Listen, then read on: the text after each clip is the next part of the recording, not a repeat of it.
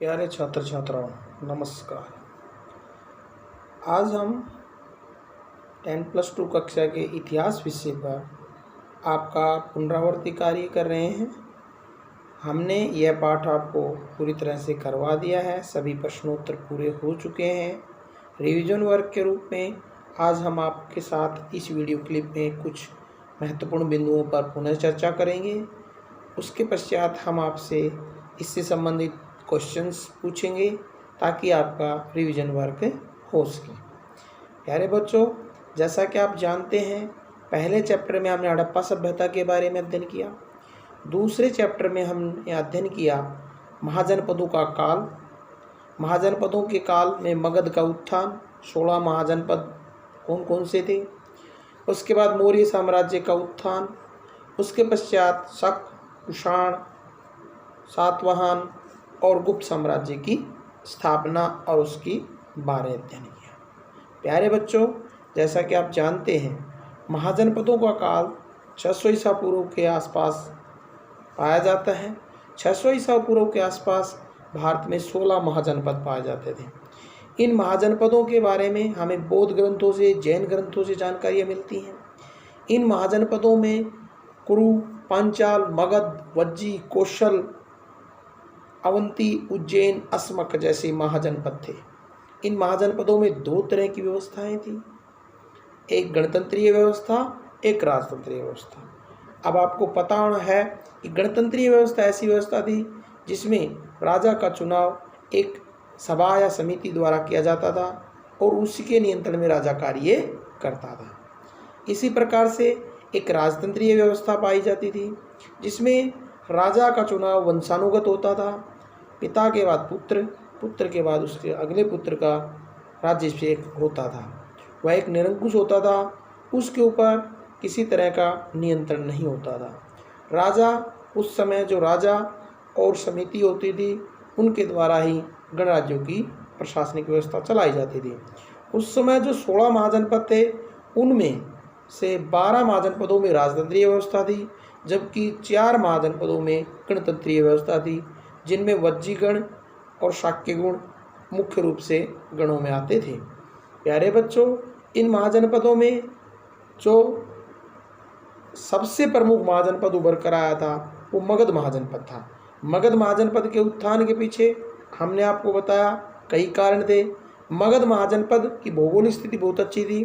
3 तरफ से नदियों से घिरा हुआ था, एक तरफ पर्वत से घिरा हुआ होने के कारण, अच्छी कृषि व्यवस्था होने के कारण आर्थिक स्थिति अच्छी थी। लोहे और कोयले के भंडार होते थे। हाथियों का प्रचुर मात्रा में उपलब्धता के कारण और योग्य शासकों की बदौलत मगध महाजनपद का तेजी से उत्थान हुआ। मगध महाजनपद के उत्थान के बाद वहाँ पर एक विशेष प्रकार के नए साम्राज्य की स्थापना हुई और जिसकी स्थापना वहाँ के लोगों के बारे में हमें जानकारी अनेक स्रोतों से पता चलती है। इसी प्रकार मगध महाजनपद के उत्थान में सबसे ज़्यादा जो योगदान रहा उनके शासकों का रहा। उसी शासकों के अंतिम शासक घनानंद, जो नंद वंश के शासक थे। पहला वंश हर्यक वंश था, जिसमें बिंबिसार, अजातशत्रु जैसे शासक हुए। महापद्मनंद नंद वंश के शासक हुए। इस और धनानंद अंतिम नंद वंश का शासक था। उसके शासन का अंत किया चंद्रगुप्त मौर्य ने। अपने गुरु चाणक्य की सहायता से उसने नंद वंश का अंत करके नए मौर्य साम्राज्य की स्थापना की। मौर्य साम्राज्य की जानकारी के प्यारे बच्चों प्रमुख स्रोत हैं मुख्य रूप से मैगस्थनीज की इंडिका। मैगस्थनीज एक यूनानी राजदूत था जो शैलुकस के दूत के रूप में चंद्रगुप्त मौर्य के दरबार में 302 ईसा पूर्व से 298 ईसा पूर्व रहा।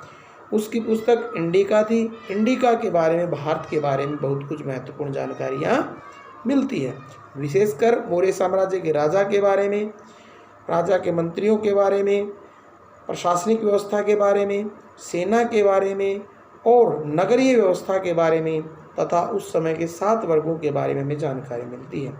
मौर्य साम्राज्य की जानकारी का दूसरा महत्वपूर्ण स्रोत चाणक्य, जो विष्णुगुप्त और कौटिल्य के नाम से जाना जाता है, उसकी एक पुस्तक है अर्थशास्त्र। उससे भी हमें मौर्य साम्राज्य के बारे में महत्वपूर्ण जानकारियाँ मिलती हैं।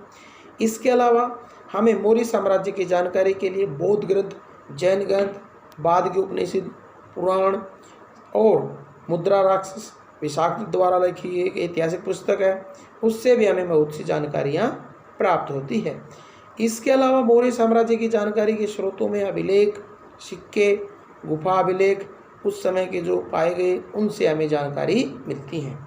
मौर्य प्रशासन उच्च कोटि का प्रशासन था।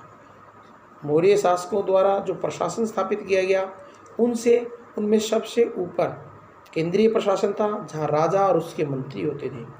इसी प्रकार उन्होंने सुविधाजनक तरीके से राज्य को 5 प्रांतों में बांटा था और इन प्रांतों का प्रशासन उनके विशेष जो प्रतिनिधि राजकुमार होते थे वो संभालते थे, उनके द्वारा शासन चलाया जाता था।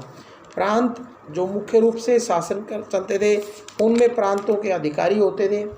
मौर्य साम्राज्य के जो अधिकारी व्यवस्था थी उनमें प्रांतों के प्रमुख के रूप में ज़्यादातर उस समय के राजा या राजकुमार जो होते थे वो प्रांतों को संभालते थे। उसमें जिलों की व्यवस्था कर रखी थी। मौर्य काल में जिन्हें जिले जनपद कहा जाता था। जनपदों से आगे नगरों की व्यवस्था होती थी और ग्रामीण व्यवस्था होती थी, स्थानीय प्रशासन कहते थे। वित्त व्यवस्था भी कुछ कोटि की थी। 1/6 से 1/4 भाग लिया जाता था भू राजस्व के रूप में। न्याय प्रणाली भी बहुत अच्छी थी। न्याय प्रणाली के कारण ही मौर्य साम्राज्य में आम व्यक्ति एक स्थान से दूसरे स्थान पर आसानी से आ जा सकते थे। गुप्तचर व्यवस्था उच्च कोटि की थी। 2 तरह के गुप्तचर होते थे, संचार और स्थानीय। सैनिक व्यवस्था भी उच्च व्यवस्था थी। करीब 7 लाख के करीब सैनिक थे। 30 सदस्यों की एक समिति सेना का प्रबंध देखती थी। उसको 6 भागों में बांटा गया था। प्रत्येक उप समिति में 5 सदस्य होते थे। उसी प्रकार मौर्य साम्राज्य की जानकारी के स्रोतों के रूप में प्यारे बच्चों सबसे महत्वपूर्ण स्रोत है अभिलेख। कहते हैं सम्राट अशोक ने अपने साम्राज्य में करीब 60-80 हज़ार अभिलेख लिखवाए। इन अभिलेखों से हमें न केवल मौर्य साम्राज्य, प्रशासन, उनकी व्यवस्था के बारे में पता चलता है, साथ ही साथ हमें मौर्य साम्राज्य के उस समय के प्रशासन के साथ साथ मौर्य साम्राज्य के अंदर जो धार्मिक स्थिति, मौर्य साम्राज्य के बौद्ध धर्म के प्रसार, अशोक के धम्म के बारे में भी हमें जानकारी मिलती है। उस समय मौर्य साम्राज्य के अंदर अशोक ने सभी धर्मों की अच्छी अच्छी बातों को लेकर एक नई व्यवस्था शुरू की, जिसे अशोक के धम्म के नाम से जाना जाता है। अशोक के धम्म से हमारा अभिप्राय नैतिक नियमों के संग्रह से है। अशोक ने इसमें सभी धर्मों की अच्छी अच्छी बातों को लेकर एक नई धार्मिक व्यवस्था चलाई, जिसे अशोक का धम्म कहते हैं। इसी दौरान मौर्य साम्राज्य के अंदर अशोक ने बौद्ध धर्म को कलिंग युद्ध के बाद अपना लिया और बौद्ध धर्म को अपनाने के कारण अशोक विश्व में प्रसिद्ध हो गया। बौद्ध धर्म के प्रचार प्रसार के लिए उन्होंने स्वयं बौद्ध धर्म को अपनाया। इसके अलावा धम्म महामात्यों की नियुक्ति की। इसके अलावा बड़े बड़े अभिलेख, स्तंभ अभिलेख आदि का लेखन कार्य करवाया।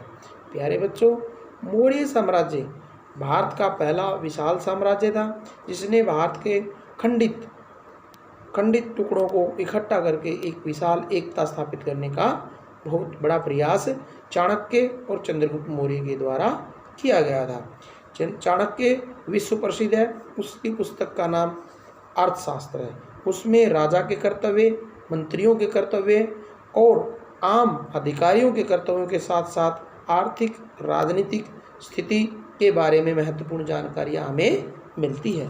प्यारे बच्चों, उस समय जो मौर्य साम्राज्य था उसके बाद नए पतन के बाद 185 ईसा पूर्व में जब मौर्य साम्राज्य का पतन हुआ, जो 321 ईसा पूर्व में जिसकी स्थापना चंद्रगुप्त मौर्य ने की थी चाणक्य की सहायता से, वो लगभग 150 सालों तक चला, 140 साल तक चला। 185 ईसा पूर्व में शिशुनाग वंश ने इसका अंत कर दिया और एक नए वंश की स्थापना भारत में हुई शिशुनाग के द्वारा, जो हुआ स्थापित। उसके पश्चात कुषाण, शक, यवन और गुप्त साम्राज्य भारत में आए। तो ये थी हमारी मौर्य साम्राज्य के बारे में सामान्य जानकारी। धन्यवाद।